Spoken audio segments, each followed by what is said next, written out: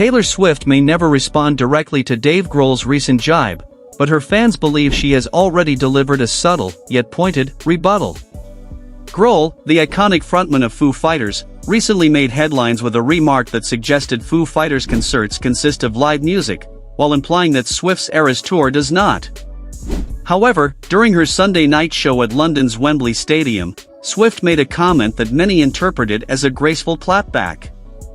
In the midst of a heartfelt speech appreciating her crew and band, Swift casually mentioned, "My band is playing live for you for 3.5 hours tonight."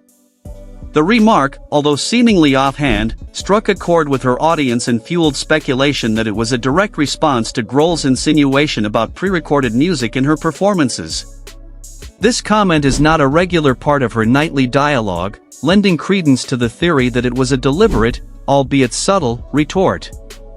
Addressing the enthusiastic Wembley crowd, Swift expressed, "What you just did was an unforgettable moment, not just for myself, but for every one of my band members, every single one of our crew, my band that's playing live for you for 3.5 hours tonight. They deserve this so much. And so does every one of my fellow performers.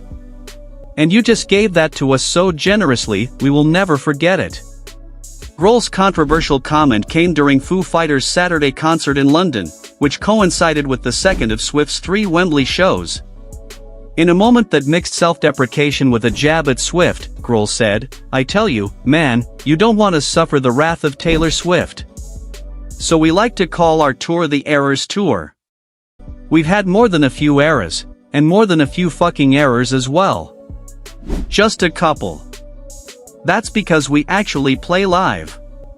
What? Just saying.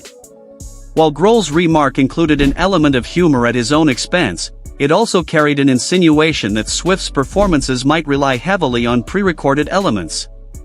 This has been a point of contention among fans and critics, but those who have attended Swift's shows repeatedly attest to the live variations in her vocals and the noticeable live elements in her band's performances. Public reactions to Grohl's comment have been predominantly negative, even among those who typically lean towards rock music. The critique of Swift, currently one of the biggest stars in music, quickly made international headlines, likely surpassing Grohl's original intent. To date, Grohl, who has praised Swift in the past, has not issued any follow-up statements to clarify his joke. Attention to Swift's subtle onstage remark only gained momentum on Monday, as the spotlight initially focused on other highlights from her Wembley show. These included surprise appearances by Travis Kelce and Gracie Abrams, as well as Paul McCartney dancing in the audience. Interestingly, Grohl has previously shown admiration for Swift. In 2016, he recounted how she saved him from an awkward situation at a party hosted by McCartney. Grohl shared that after McCartney performed a song, all eyes turned to him, expecting him to play next. Unprepared and under the influence, Grohl was relieved when Swift stepped in to play Foo Fighters' Best of You, a moment he described as mind-blowing and unforgettable.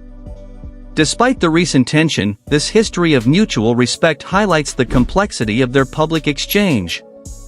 Whether intentional or not, Swift's comment at Wembley serves as a reminder of her band's dedication and her own commitment to live music, subtly countering Grohl's playful yet provocative remark.